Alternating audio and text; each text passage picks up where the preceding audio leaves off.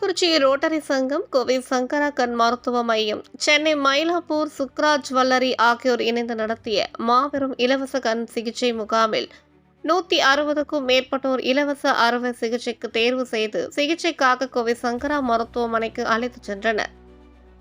கள்ளக்குறிச்சி தியாகதுருகம் சாலை எம்ஆர்என் நகரில் அமைந்துள்ள ரோட்டரி சங்க நூற்றாண்டு மண்டபத்தில் கள்ளக்குறிச்சி ரோட்டரி சங்கம், கோவை சங்கரா கண் மருத்துவ மையம், சென்னை மயிலாப்பூர் சுக்ரா ஜுவல்லரி ஆகியோர் இணைந்து நடத்திய மாபெரும் இலவச கண் சிகிச்சை முகாம் ரோட்டரி செயலாளர் சிவகுமார் தலைமையில் நடைபெற்றது. ரோட்டரி சங்க செயலாளர் பாபு வரவேற்பு உரையாற்றினார். அதனைத் தொடர்ந்து இந்நிகழ்ச்சிக்கு நிதி உதவி அளித்த சென்னை மயிலாப்பூர் சுக்ரா ஜுவல்லரி உரிமையாளர் கல்கி ராஜு செட்டியார், புஷ்பலதா, கல்கி ராஜு ஆகியோருக்கு சால்வை அணிவித்து நினைவு கேடயம் ரோட்டரி சங்க நிர்வாகிகள் வழங்கினர்.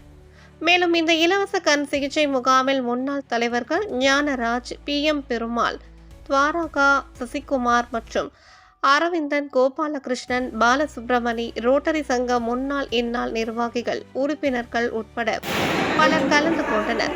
மேலும் இந்த இலவச கண் சிகிச்சை முகாமில் அனைவருக்கும் கண் பரிசோதனை செய்யப்பட்டு அறுவை சிகிச்சை செய்பவர்கள் 160 பேரை கோவை சங்கரா கண் மருத்துவ மையம் சார்பாக பேருந்தில் அழைத்துச் செல்லப்பட்டு அறுவை சிகிச்சை செய்ய ஏற்பாடு செய்யப்பட்டது.